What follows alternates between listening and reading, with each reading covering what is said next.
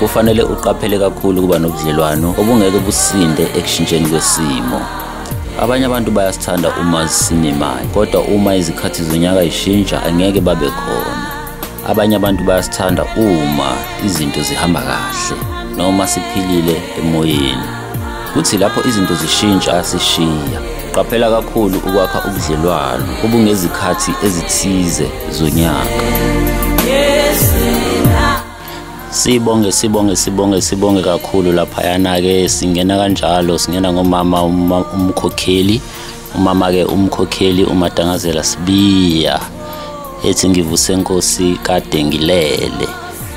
Abanye ke lesihlabelelo basithanda kakhulu ekseni ngo4 bathi ekseni mabevuka ngo4 becupha amawashi uthi evuka nje bethatha ingubo yakhe yokunqoba athi kade ngilele ngivuse Nkosi. Ngiphaphamele ukulizwa izwi lakho.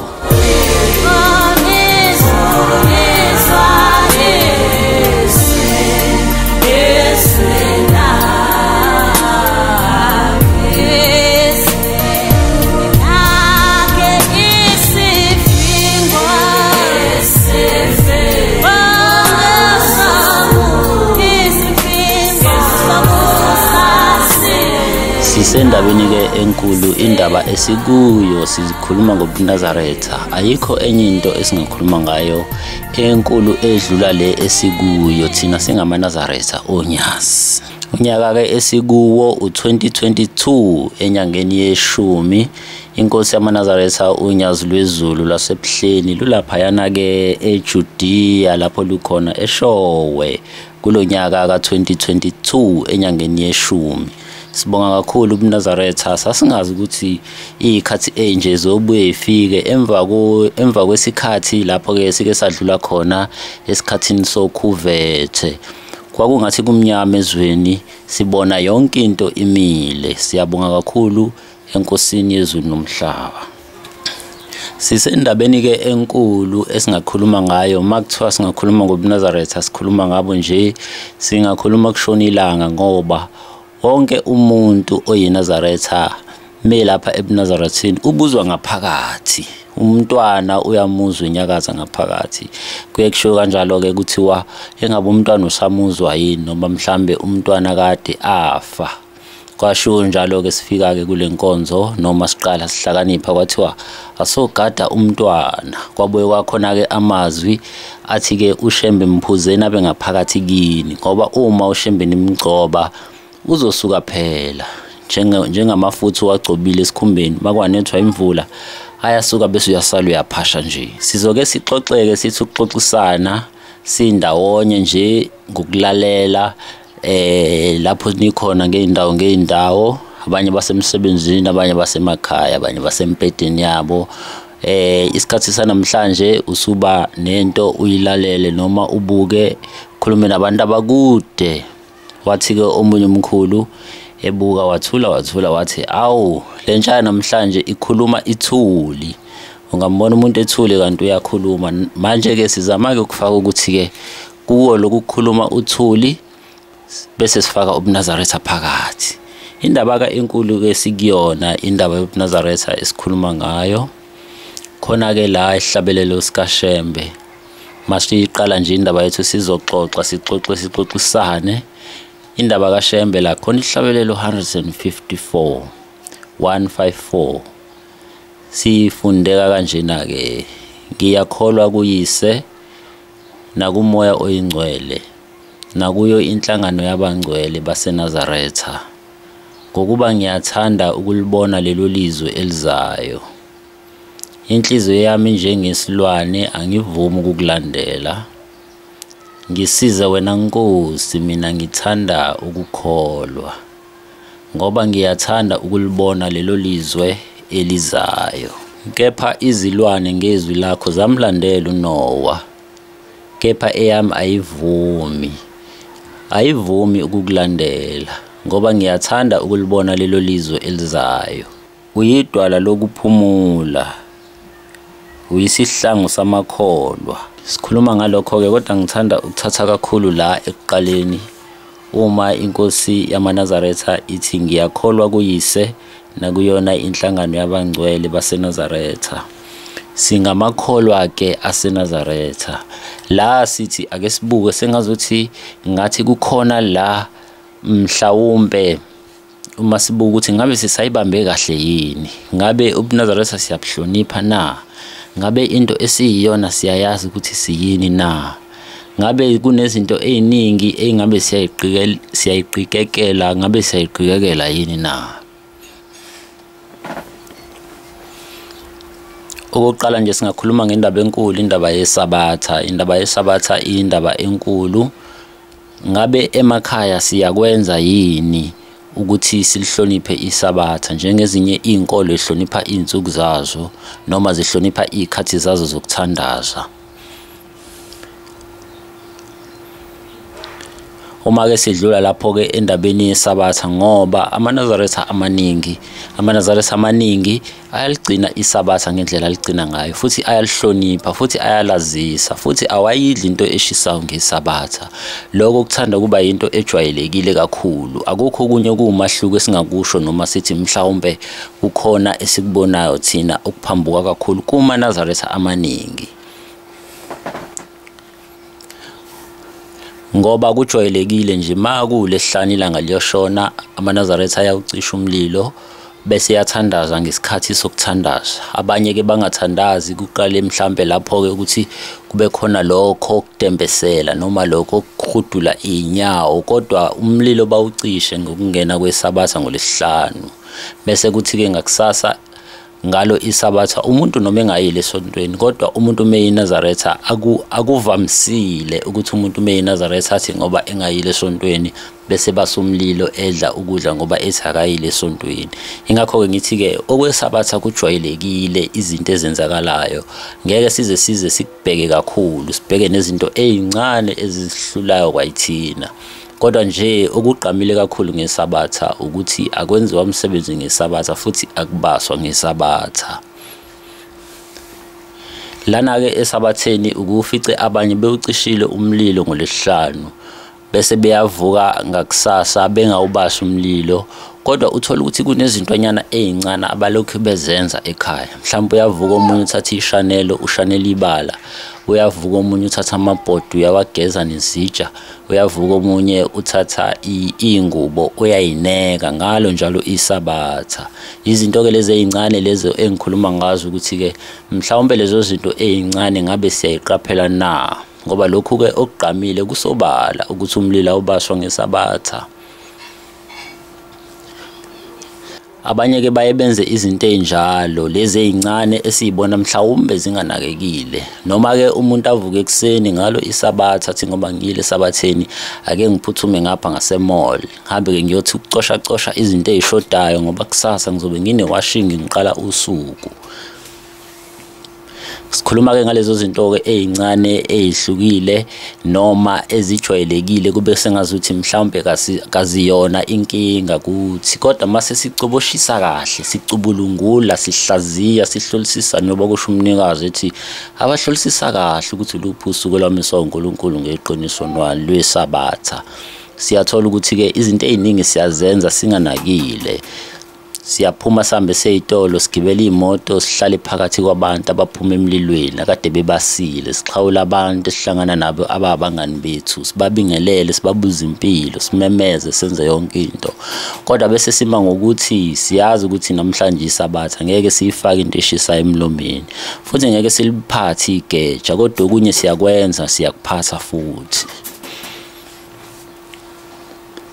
Mhlawumbe ke mase sesihamba endleleni sesiyafika lapha nezitolo, sikhipha imali, siyathenga, sihamba sifane njengabo bonke abantu abakhona emhlabeni. Lapho kwenza ukuthi singabi nawo umahluko phakathi kwabantu abakholwa eNazaretha nabantu abangakholwa eNazaretha, ngoba bathi ke isabatha elakaShembe, bathi ke bona banalo isabatha kodwa isabatha elakaShembe. Abantu bakaShembe ke abangayidli into eshisayo, futhi abantu bakaShembe abahambayo bawusonta phansi kwezihlahla ngosuku lwesabatha. Kuphinde kube khona izintonyana ezincane sibhekayo ukuthi ke masingamaNazaretha ngabe siyakubheka inlokho uthi uNkulunkulu uthanda umakhelwane wakho njengoba uyithanda wena. Naku kumakhelwane usiyahamba emhlabeni noma uhanjelwa isihlobo sakhe noma uhanjelwa ingane noma kuhamba elinye ilunga lomndeni kamakhelwane, ukhona wena ungumNazaretha kaThixo, uyazi ngesabatha, uyazi ukuthi uNkulunkulu wathi ngingasetshenziswa umsebenzi ngalo, futhi singabathuni abantu ngosuku lwesabatha. Ngabe wenze njani kuleso simo esikanjalo? Abanye ke bethu bayavuka bahambe baye khona athi umakhelwane athi kodwa ngeke ngize ngimbe, angeke ngize ngidle, angeke ngize ngithinte lutho, kodwa ngizofika ngisonge izandla ngilalele ngibuke okwenziwayo ngoba umakhelwane ithi inkonzo uthanda umakhelwane wakho njengoba uyithanda wena.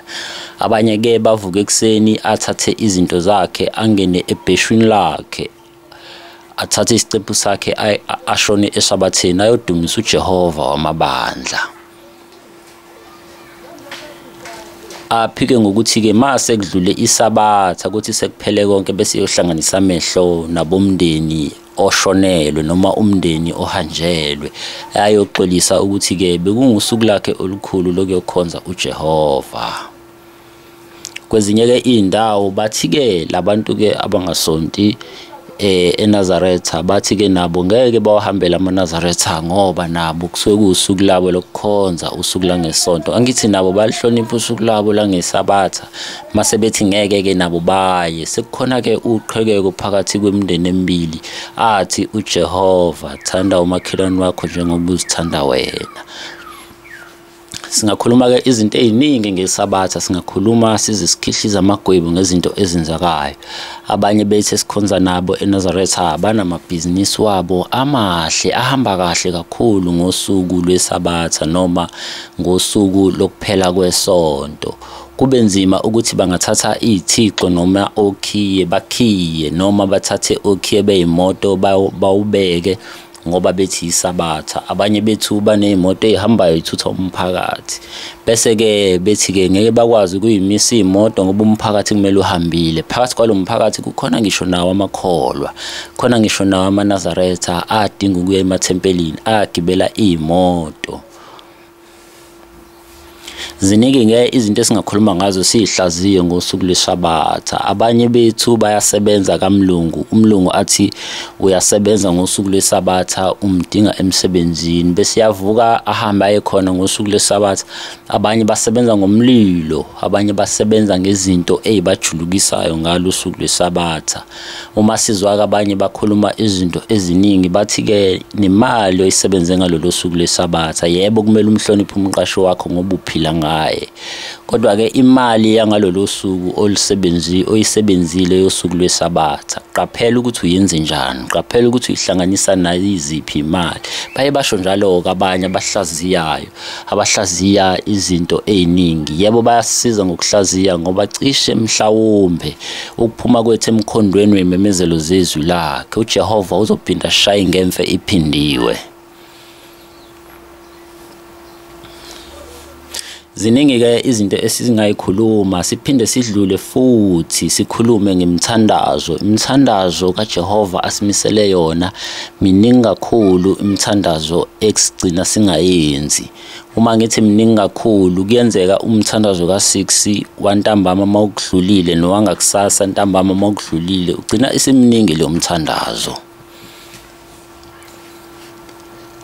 uShembe wasibekela umthandazo wasekuseni ka9, wasibekela umthandazo ka6 ukuthi le mthandazo njalo mawulala madodana abantu nani madodakazi abantu nomkhonza noma nilala noma nivuka anomkhonza ngazo zonke izinsuku zokuphila kwenu.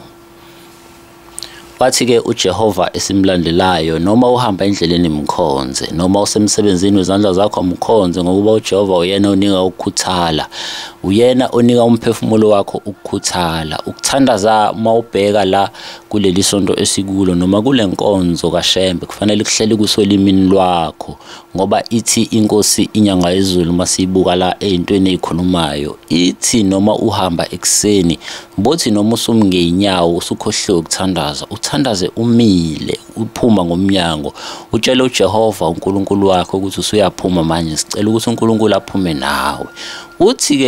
Uthi-ke ubaba wethu sonke inkosi inyanga yezulu wezokuzwa uNkulunkulu, uyezwa uJehova. Sikhuluma ngemthandazo. Khona-ke isikhathi lapho-ke uNkulunkulu esiyaleza khona ethi noma silele ebusuku, uma siphaphama simkhonze. Uthi-ke uma siphaphama simkhonze ngemzuzu nezikhathi, simkhonze noma siphaphama ekulaleni kwethu. Kodwa uthola ukuthi thina nabanye bethu masiphaphama into yokuqala esiyenzayo, ngingathi nje kuthina intsha, udonsa ifoni yakho ubheke ukuthi obani abantu asebekhulumile noma asebekuphendulile ezintweni ezithile kade uyibuza osukwini, bese uyahlala futhi uphinde ulale ungasakwenzanga ukusho uNkulunkulu ukuthi noma uphaphama kuphakathi kobusuku mkhonze, noma usemsebenzini wezandla zakho emini mkhonze. Imithandazo-ke ibalulekile kakhulu. Sibheka lapha izinto ezincane nezinkulu mhlawumbe ezingasenza ukuba siphambane noJehova. Ukuthandaza kuyinto enkulu ngoba uNkulunkulu esimkhonzayo methi thandaza noma uhamba, noma usendleleni, noma usemsebenzini wezandla zakho, uthi mkhonze. Kuye kwaba nesikhathi emhlabeni wonke jikelele, kwaba nesikhathi lapho kukhalwa ngeingozi ngapha nangapha emgaqweni, kwaye kwabhidlanga ukuba khona umoya ongalunganga endaweni zokuhamba, noma usekhona kodwa awusabhidlangile njengesikhathi sasekudluleni noma njengesikhathi esedlule. Kuye kwaba khona imoya ke abatshaza kuthiwa kukhona abantu abangena nabantu ezimotweni bebe inhloso yabo kuphendula imoto bayiginqe. Ingakho ke uNkulunkulu washo emandulo wathi noma uhamba endleleni mkhonze, noma usendleleni nobuNazaretha nje uhlele emotweni, imoto isuka eThekwini iya eGoli, kodwa awuhumushi ngisho ingoma kaShembe nje ngenhliziyo uthi inkosi ihlala kulamasonto esihamba ngawo, Nkosi ihlala kule njini eshunqayo esihamba ngayo, Nkosi ihlala kulomshayeli, Nkosi kube nguwe oshayela le moto iziyosibeka lapho siya khona. Ngalokho ke bazosinda abantu ngoba kukhona iNazaretha emotweni. Bantu bomhlaba kasekho omunye uNkulunkulu abamkhonzayo abaningi. Sebethi mabebona imoto kungena umuntu wasephakameni noma umuntu oyiNazaretha lonyazi, bese beyathemba ukuthi lapho siya khona sizofika siphephile ngoba kungene umuntu wenkonzo enkulu ehlonishwayo. Sisendabeni enjalo ke siyabheka siyabhekisisa singabantu izulwane samanje onyazini lwezulu ukuthi ngabe izinto ezincane nezinkulu azisiphambanisi yini noJehova. Lezi zinto esingayinakile masibheka azisiphambanisi yini noNkulunkulu. Besikhuluma ke ngokuthandaza ukuthi kuyinto ebalulekile kakhulu. Siphuma esikhathini lapho sike saba khona ku-COVID-19 lapho umhlaba wajika khona sabona ngathi umhlaba umnyama. AmaNazaretha ke amaningi abe isibonelo esihle emphakathini. Wawuzwa kumenyezwa inkonzo ngapha nangapha ngoba umndeni osubuthene ndawonye bengalazi nosuku lokufa ukuthi lunamhlanje noma lukusasa noma lunini. Kwase kubuya ukuthi uShembe lento wayibona emandulo, wayibona kudala ukuthi inkonzo yakhe akayenzanga ukuthi umuntu abe yinkonzo ngoba esesontweni, kodwa uyinkonzo ngisho eyedwa ngoba uthi uShembe wena Jehova ukimi. Ngakho ke uma uNkulunkulu esho njalo umuntu nomuntu noShembe wakhe ngaphakathi. Uma imndeni sihleli kanjalo ngesikhathi seCovid-19 yathola ithuba elihle lokuthandaza umthandazo ka9 ekseni, bathandaza umthandazo ka6 ntambama, abanye bavuka nango12 ebusuku bathandaza bathi Inkosi babasizwe. SingamaNazaretha onyazi iyona into ekufanele siyikhulume le noma ngathiwa sikuphi, njengoba siyikhuluma kulezi indawo zokuxhumana le ndaba kaShembe ikhulunywa ngisho phansi emgodini omnyama, ikhuluma ngisho phansi emajele, ikhulunywa ngisho phakathi ezibhedlela, ikhulunywa yonke indawo, ngisho esigodini sosizi mhlambi yakhulunywa. Sisendabeni enjalo ke esikhulumayo, siqale sakhuluma ngesabatha, kodwa ke indaba inkulu ithi ngiyakholwa kuyise nakumoya oyingcwele nakuyona yonke ihamente yabangcwele. Ngabe kuchaza ukuthini lokhu ke? Sisika nje elijikayo, silokho esikhuluma nje sibheka ukuthi ngabe uNkulunkulu ulahleka ngakuphi ngakuthina, ngoba iminyaka isiminingi uShembe afika emhlabeni kodwa asisoli, kodwa kumele ngabe ubuNazaretha kithi buyachichima. Sibona ngisho nawo umuntu ongale kwentaba ukuthi cha, kukhona uJehova, kukhona uNkulunkulu emhlabeni, ezweni lakithi ufikile uShembe. Ngabe kuShembe yini sisondelela kuye? Yake yakhala inkosi ngelinye ilanga yathi iyabalalela abantu bayeza ngolayini baningi bayanikela, kodwa ilona lo umuntu ucela abafazi noma ucela amakhosikazi amaningi, ucela imoto, bacela imali, bacela umnotho kunokucela ukulotshwa amagama abo encwadini yokuphila, noma bacele ukukholwa ukuthi inkosi sicela ukukholwa bese sineliswa yilokhu esinakho.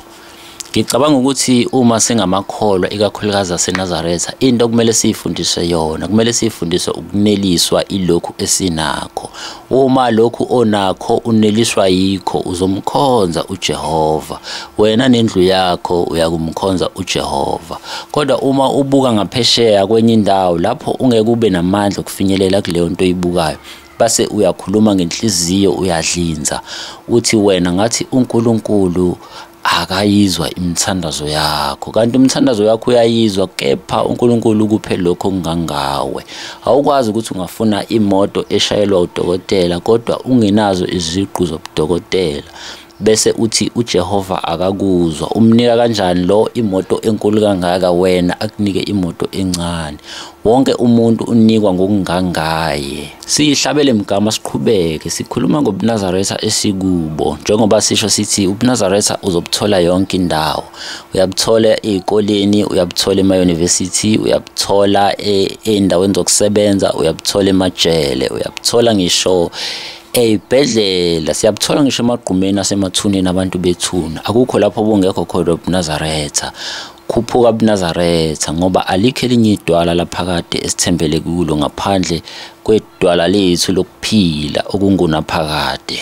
Sihlabele imigame basho njalo abale phesheya kwenciba. Uma sikhuluma ke siqhubeka sibhekisisa yonke into la, siyathola ukuthi ebuNazaretheni esikubo singashawa izinto ezincane esithi thina akazisho lutho kanti ziyasho. La ake sikhulume ngendaba yokudla, into efakwa emlomeni. Siyathola ukuthi ngazuthi uShembe wayiqikekela kakhulu into ayidlayo noma into ayidla nabantu ayihamba nabo. uShembe wayetshelwa ngisho nawo umoya oyingcwele ukuthi mefika emzini othile angakudla ukudla kwakhona, kodwa uNkulunkulu amiyalele ukuthi akaqhubeke ahambe, bese emkhombisa omunye umuzi athi ukudla kwakhona lapho akokudla. Indaba ke yokudla indaba enkulu kakhulu ngoba thina amaNazaretha asinaki, siyadla yonke into edliwayo. Indaba ke yokudla abanye ke ibaxabanisile noNkulunkulu ngoba bazi ukuthi uNkulunkulu uthi abangazidli izinto abayithandakho. Sisika elijikayo ke manje sikhuluma ngendaba yokudla, ema-restaurant lapho kuphekwa khona. Ngabe iNazaretha lifanele yini ukuthi lidle lapho? Ngoba uma lithi alidli lapho lizodlani? Ngoba uthola ukuthi useyindaweni ezizokusebenza la kusetshenzelwa khona. Abantu bayahamba bangena enkantini, bafika lapha baphekeliwe, bafike baphake ukudla badle noma bathenge ukudla badle. Bese ke umuntu ongumNazaretha angakwazi ukuthi athenge ukudla khona ngoba ethi yena umNazaretha kaThixo. Kubaluleke ngani ukuthi ungayidli into engcolile nokuthi udle into engcolile? Kwenza muphi umahluko kumuntu oyikholwa? Ubonakala ngani umuntu oyikholwa odla ukudla okungcolile nomuntu odla ukudla okuhlambulukile? Kugcina kuyilowo ke umbuzo oqhamukayo kumakholwa ngoba bengaboni ubungcwele ngamehlo.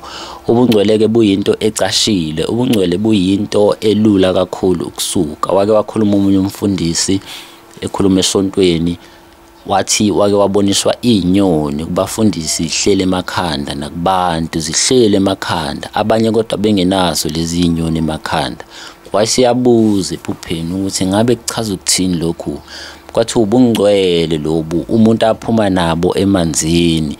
Uma ungena emanzini uphuma nomntwana ephila. Ubungcwele bufana nenyoni ehlala ekhanda lomuntu. Uma ingasekho isihambile uyasala yedwa, abe uyena abe umuntu phaqa. Kodwa ke uShembe sibuye sizwe kuthiwa uShembe akasuki kalula kumuntu, uhlala kumuntu noma umuntu esema. Kodwa uShembe uyahlala kumuntu noma esenezinto eziningi azenzile, kodwa kungelula ukuthi amshiye. Sikhuluma ngendaba yokudla ke, ukuthi ukudla okudliwa ngamaNazaretha kumele kube ukudla okuhlambuluke kangakanani.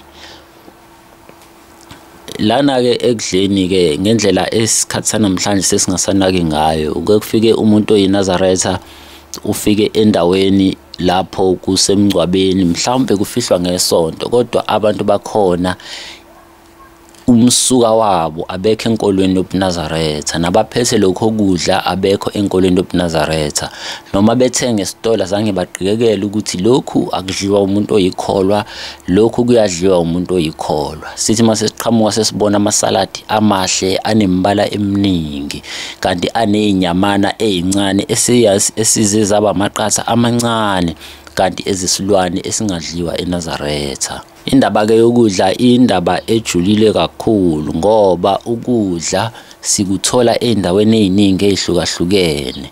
Khona ke inkulumo ekhona eyayikhulunywe la eNazaretha. Khona inkulumo ethi umuntu oyinazaretha kahle kahle akawudli ukalakateni noma ucooking oil. Abanye ke bakuveza ke ukuthi ke ucooking oil uyadliwa kodwa uma sekuyikhathi zomhlangano bese beyawuzila abanye, kodwa ke seke kubonakala ke abanye bengawuzili. Sibheka ke izinto ezincane, isihloko sethu silapho ukuthi sibheka izinto ezincane nezinkulu hleze mhlambe ezingasiqhatha noJehova, ngoba uthi uNkulunkulu uma ulalela kahle izwi lakhe emkhondweni yezimemezelo zezwi lakhe, uyothi mawubiza into noma uthandaza uyakukulalela. Kungani kukubonakala sengazuthi thina amaNazaretha amaningi uJehova ukude nathi? Lana ke sikhuluma ngendaba yokudla. Indaba yokudla indaba ende kakhulu. Phinde kukhulunywe ngendaba yenkukhu. Indaba yake yenkukhu ke abanye bathi yadliwa izilwa ngemhlangano emithile, abanye bathi ayidliwa, abanye bathi sabona abathile sibahloniphayo beyidla nathi siyayidla. Kodwa ke asazi ukuthi kumkanjani ngendaba yenkukhu. Siyayidla abanye abayidli, asiyidli abanye bayayidla. Kukhona nje enye insizwa noma omunye baba engimaziyo. Ujwayele ukusuka emakhaya ngiye ngimbone eThekwini. Njalo mefika eThekwini uyayeke afike eThekwini athi unento yakhe ayithandayo ukuthi yena ayidle meseThekwini. Udla ipizza. Medla le pizza le unohlobo lwayo ayithandayo aluthandayo. Kunohlobo alithandayo lwayo le pizza ayidlayo. Kodwa ngiye ngibuke kunezinto eziningi angayibheki noma ngeke ngize ngilusho uhlobo lwayo. Kodwa leya ama-ingredients ayo athi kukhona ipork phakathi. Kodwa ngokuthi izinto eziningi thina amaNazaretha asifundi, futhi kukhona umkhubo khona phakathi kwethu. Thina amaNazaretha asithandi ukuhloniphana futhi asithandi ukulalelana. Khona abanye abantu ke abaye bakhulume kakhulu, abanye baze badine kuthiwa lo muntu uLoman noma unemithetho eminingi. Uma etshela omunye uze ungakwazi ukuthi utshele omunye umuntu ukuthi cha lento oyidlayo inobungozi kuwe. Sesiyaphuma ke siphuma ngengoma emnandi kakhulu, siphuma kanje.